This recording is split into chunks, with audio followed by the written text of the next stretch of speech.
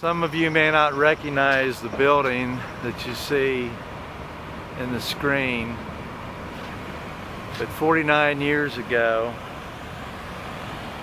an incident took place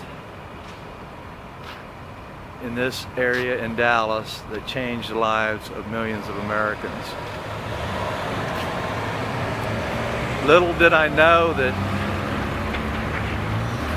I would move here 15 years later and end up spending the next 30-some years as well.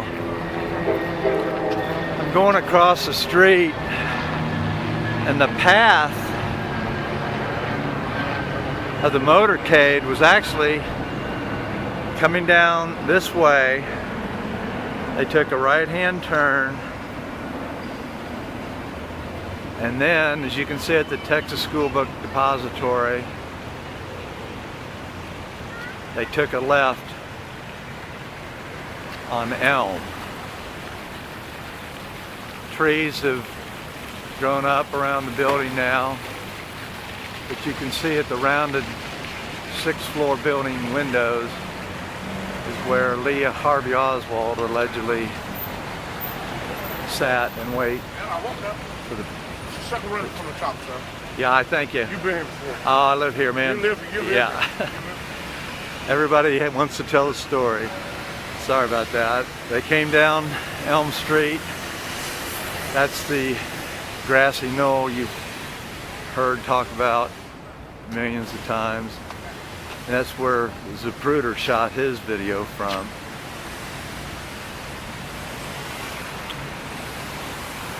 Every day you can find tourists who come by and relive the nightmare that took place here.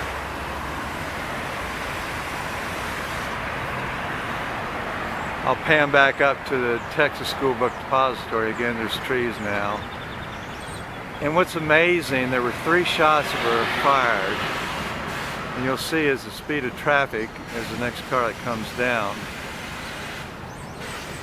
how fast the rounds had to have been fired, and that's why there was always some controversy about what had happened. In addition to that, there was theories about people on that railroad overpass there, as well as back in the grassy knoll, that could have been firing some weapons. As I said, every day you'll find people down here just visiting from literally around the world wanting to see what happened.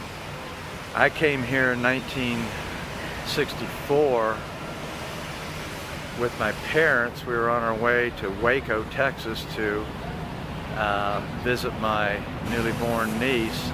And we spent the night in Dallas. And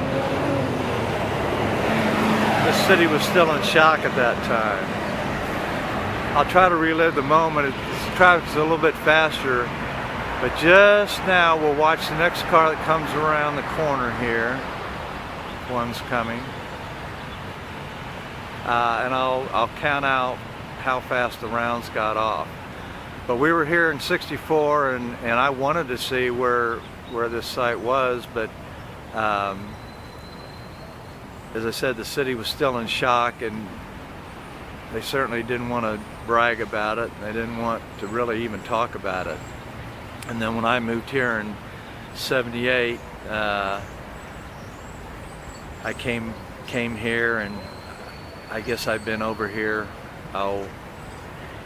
probably 15 times, and probably had driven by it 1,000 times, just going in and out of downtown. You can even see school kids taking tours of the site.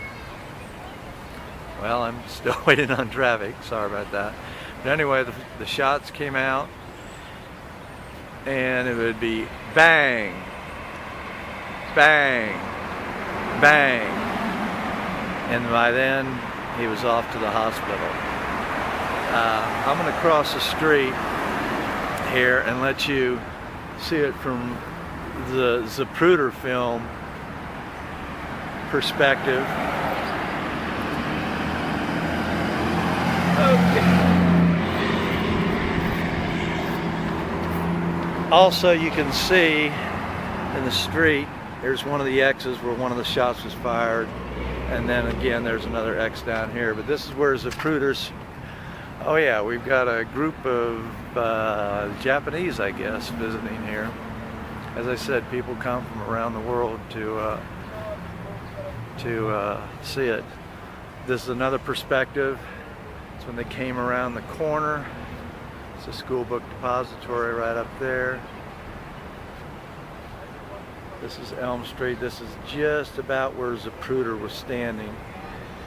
And if you want to go and Google the Zapruder film, you can see it pretty good there too. And just now, you can see this car coming down a little bit, and bang, bang, bang, which is pretty fast to shoot the three bullets. As I said, here's a group visiting from obviously Japan. No, man, I've been here 100 times, thanks. So anyway, that's one of the things that took place in 1963, of which I call the greatest decade of all.